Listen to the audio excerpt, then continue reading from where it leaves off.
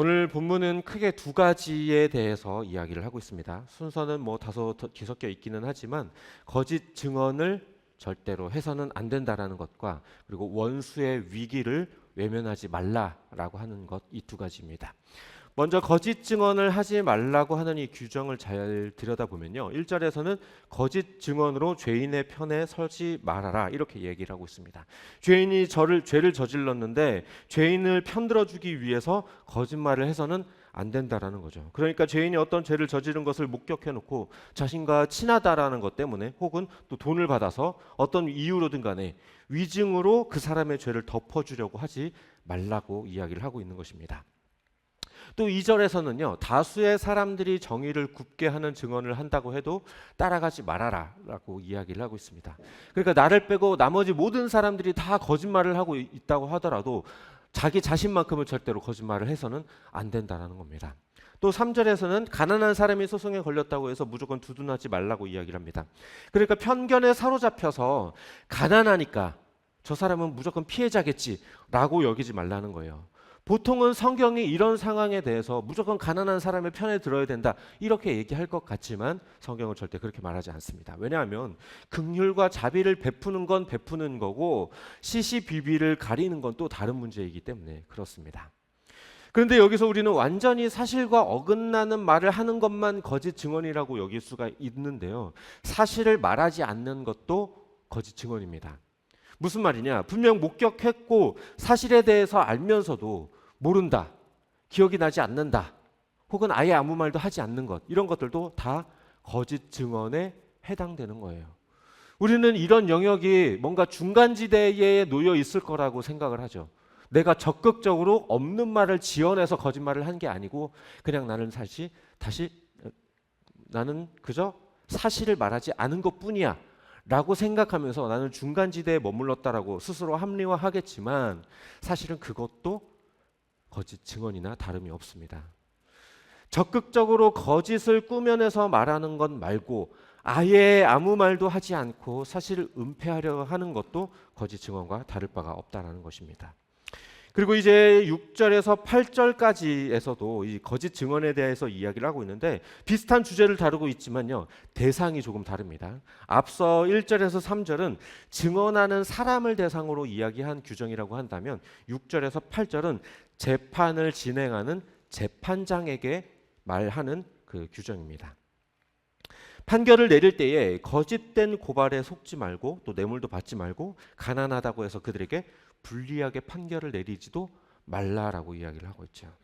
판결을 내리는 입장에서는요, 조금만 스스로 합리화하면 죄의 무게를 달리할 수 있어요. 어떻게 그게 가능하냐? 대기업 회장들에 대해서는 사회적으로 그래도 경제적으로 굉장히 많은 공헌을 했으니까 요 정도는 감안을 해줘요. 그리고 또 생계범에 대해서는 사회적으로 또 다른 범죄를 일으킬 수 있기 때문에 이런 것들은 강력하게 처벌해야 된다라고 하면서 엄격하게 판단하게 할 수도 있죠.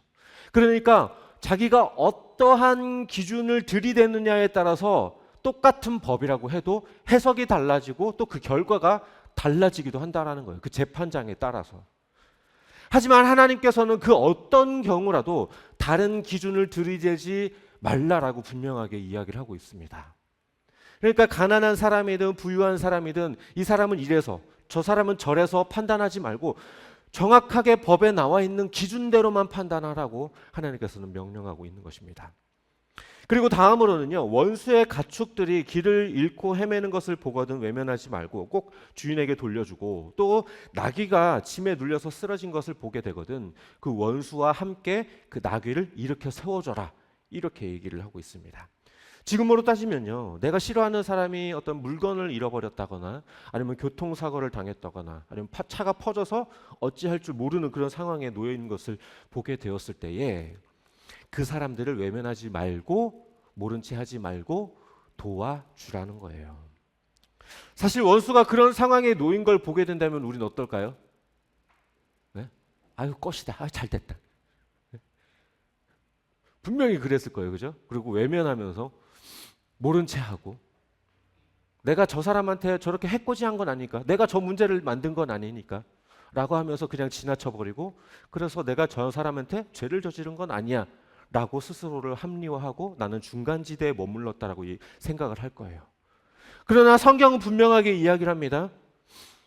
가서 반드시 도와줘라. 그러니까 돕지 않는 것은 결과적으로 악이라는 거예요. 악. 외면한 것, 모른 채 한 것, 그냥 꽃이다 하고 지나간 것, 그것도 결과적으로 악한 행동을 한 거라는 겁니다. 아무리 내가 미워하는 사람이라도 도움의 손길을 내어미는 것이 하나님의 백성다운 모습이라는 것을 하나님께서는 여기서 말씀하고 있는 거예요. 정리해보면 이 본문에 등장하는 규정의 표면은요 서로 다르지만 내면은 결과적으로 같은 규정이나 다름없어요. 이 두 가지 죄 모두 그 밑에는요 거짓과 편견과 미움이 깔려져 있어요. 부자들에 대한 편견, 가난한 자들에 대한 편견, 원수에 대한 편견, 누군가를 향한 미움, 누군가를 향한 그 거짓된 마음들이 작동될 때 결국 거짓 증언을 하게 되고 선행의 기회를 외면해버리게 만드는 거죠. 그러나 지난 시간에 말씀드렸던 것처럼 법이라고 하는 건요 항상 최소한의 규제를 위한 것이지만 그 법의 의도는 항상 더 선한 것을 추구하기 위한 것이에요. 그러니까 오늘 본문의 내용의 기저에 깔린 법의 의도는 누구를 대하든 진실하고 치우침이 없고 편견이나 선입견들에 사로잡히지 말고 사랑의 마음으로 대하고 친절과 선의를 베풀어야 한다라는 뜻인 것이죠. 게다가 아까도 말씀드렸지만 선과 악 사이에는요 중간지대가 없어요. 선을 행하는 것이 아니면 모든 것이 다 악이에요. 세상에는요 중간지대가 존재하죠. 선한 일과 악한 일과 그리고 아무것도 하지 않는 것. 이 세 가지 중간지대가 있지만 세 가지 지대가 있지만 성경에서는요 중간지대가 없어요. 선하지 않은 모든 것은 다 악한 거예요. 선을 베풀지 않으면 악한 짓을 내가 저지른 겁니다. 성경이 분명하게 이야기를 하죠. 선을 행할 줄 알고도 행치 아니하면 죄니라. 분명하게 얘기를 하고 있습니다. 내가 거짓말을 한 건 아니니까, 내가 해코지한 건 아니니까 라고 하면서 거짓 증언하지 마라, 원수를 도와라 라고 하는 이 규정 앞에서 빠져나갈 생각을 하려는 건 결과적으로 꼼수일 뿐 하나님 앞에서는 통하지가 않아요. 결과적으로 그것은 악을 저지른 거나 다름이 없는 것입니다. 바리새인들이 그랬죠.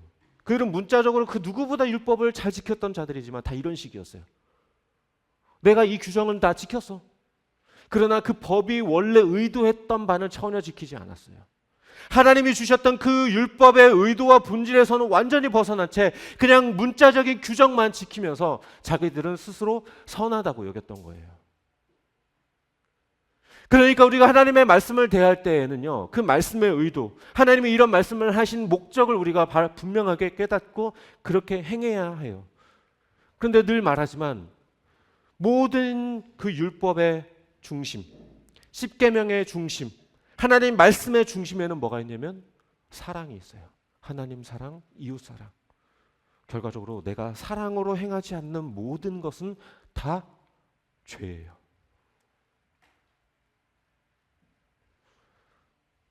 우리는요 때로 사실을 말하면서도 사실의 일부를 재단한 후에 가공해서 말할 때가 있죠. 그래서 두 사람이 싸우면요 제3자에게 가서 뭐라고 얘기를 해요? 내가 잘못한 거는 쏙 빼놓고 저 사람이 잘못한 것만 그 사람에게 가서 이야기를 하죠. 그렇게 해서 이 사람이 내 편을 들어주길 원해요. 이것도 거짓 증언이에요. 뱀이 아담과 하와를 깨어낼 때도 이랬어요. 야, 이 선악과를 먹으면 하나님처럼 될 수 있어. 절대 죽지 않아. 이건 사실이긴 했어요. 선악과를 먹고 진짜로 하나님처럼 선악을 분별하게 됐고 죽지도 않았으니까. 그러나 문제는 뭐냐면요. 이 열매를 먹게 되면 하나님과 단절될 수밖에 없다라고 하는 사실은 숨겨버렸어요. 그러니까 결과적으로 거짓말을 한 거죠. 사실을 말한 게 아니에요. 진실을 말한 게 아니에요. 거짓말을 한 거죠. 또 우리는 강도 만난 사람을 지나쳤던 제사장과 레위인처럼 자신이 해코지한 건 아니라면서 이웃의 고통과 아픔을 외면해요. 실질적인 도움을 주기보다 그냥 아이고 어떡해 말 한마디 하고 그냥 끝. 하물며 내가 원수처럼 여기는 사람이라면 어떻겠어요. 다윗은요, 자신을 그렇게 쫓아다니면서 죽이려고 했었던 그 사울 왕에게요, 손끝 하나도 대지 않으려고 했어요. 자기 수하의 부하들이 왕이시여 명령만 내려주십시오. 제가 저 사울 왕을 죽이겠습니다. 이렇게 말할 때에도 다윗은 아니다. 절대로 손끝 하나도 건드리지 마라.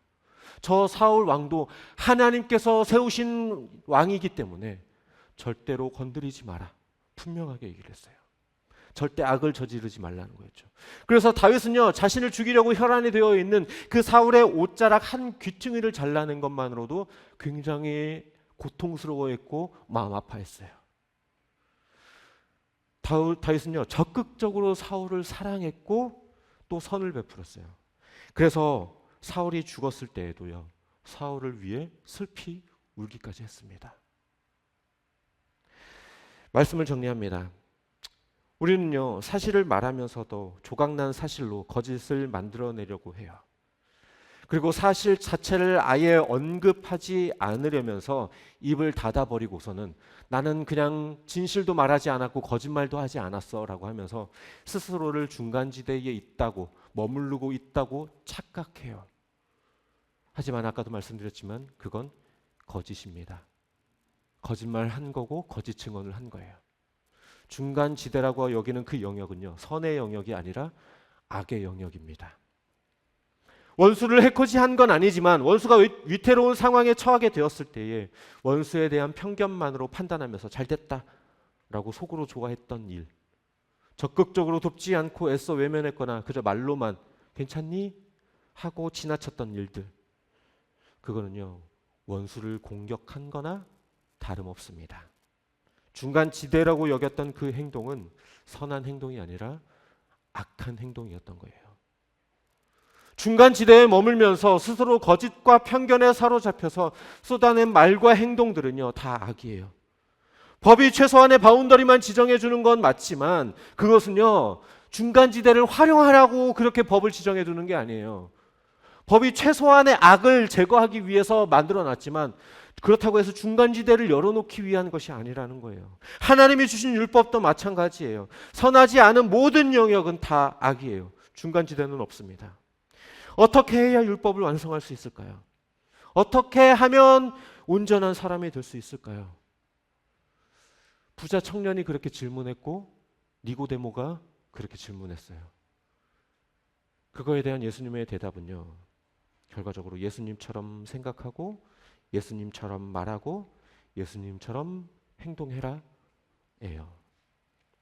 예수님께서 우리에게 보여주신 것들은요, 참되고 선하며 거짓되지 않고 거룩하고 공의로운 것들이었어요. 조금의 거짓도 섞여 있지 않으셨고 조금의 악도 섞여 있지 않으셨어요. 조금의 편견도 있지 않으셨어요. 심지어 가룟 유다를 향해서도 끝까지 사랑하셨습니다. 이제 우리가 따라가야 할 그 길은요, 조금 좁고 힘든 길일 수 있겠지만 세상과는 뭔가 다르게, 세상 사람들의 생각과 말과 행동과는 뭔가 달라야 돼요. 원수를 외면하고 중간지대에 머물렀다라고 착각하면서 거짓말하는 그 모습들과는 뭔가 다르게 어떤 순간에서라도 진실을 말하고 그 어떤 상황에서라도 원수를 사랑할 수 있는 그 마음을 품는, 예수 그리스도의 그 마음을 품는, 그게 진정한 그리스도인의 삶입니다. 어쩌면 그렇게 살면요, 왜 그렇게 순진하냐? 왜 그렇게 멍청해? 이럴 땐 좀 이렇게 좀 거짓말도 좀 하고 외면도 좀 하고 해야지 라고 말하더라도 그게 하나님이 우리에게 주신 말씀하신 그 길이라면 그 길로 가는 것이 우리의 의무입니다. 바라기는 우리 안에 있는 그 거짓과 편견을 버리고 그 중간지대에 머물고자 하는 그 욕망을 버리고 적극적으로 선을 베풀며 주를 닮아가는 저와 여러분 되시기를 주님의 이름으로 축복합니다.